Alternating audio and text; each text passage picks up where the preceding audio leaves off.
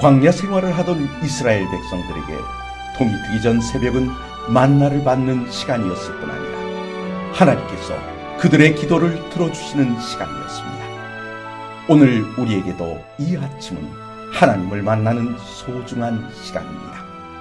그래서 말씀을 통해 하나님의 뜻을 듣고 기도를 통해 우리의 소원을 아뢰므로 하늘과 교통하는 소중한 경험을 가지고자 합니다. 오늘은 출애굽기 3장 11절과 12절의 말씀을 통해 영혼의 양식을 얻고 기도로 하루를 시작함으로 승리를 얻고자 합니다. 모세가 하나님께 아뢰되 내가 누구이기에 바로에게 가며 이스라엘 자손을 애굽에서 인도하여 내리이까. 하나님이 이르시되 내가 반드시 너와 함께 있으리라.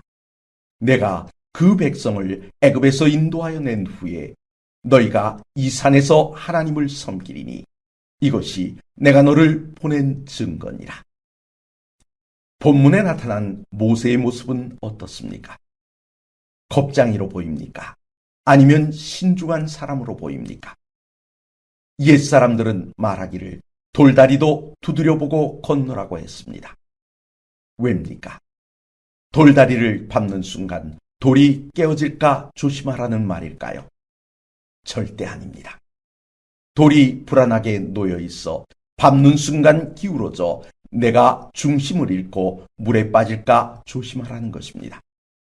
그럼 본문의 모세는 왜 돌다리를 두드리고 있습니까? 하나님께서 가라 하시면 순종하여 갈 것이지. 왜 하나님께 내가 누구에게 바로에게 가며 이스라엘 자손을 인도하여 내야 하는지 물어보고 있으니 말입니다. 모세가 미디안 광야로 도망와 이드로의 딸들을 만났을 때를 생각해 보십시오. 모세는 히브리 사람이었지만 애굽에서 지난 40년이란 세월이 그를 애굽 사람으로 보이게 만들었습니다. 그렇다면 미디안에서의 40년은 그를 어떻게 변화시켰을까요?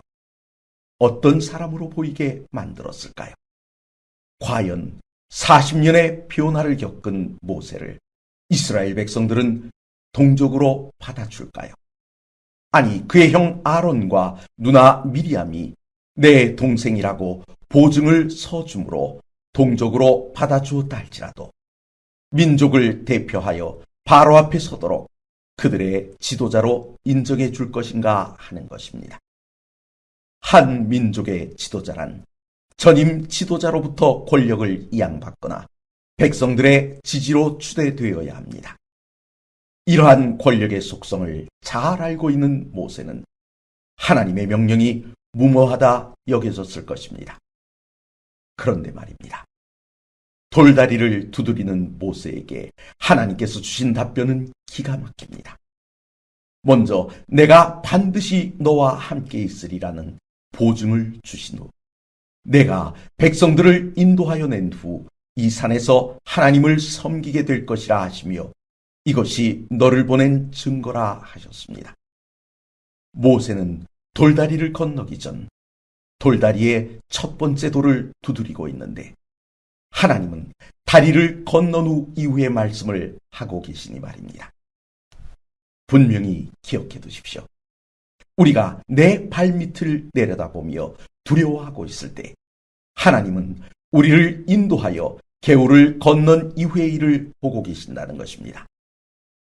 사랑하는 성도 여러분, 하나님께서 우리에게 사명을 주시고 우리와 언약을 맺으시고 우리의 갈 길을 일러 주셨을 때 육신의 눈으로 바라보면 아무것도 보이지 않습니다.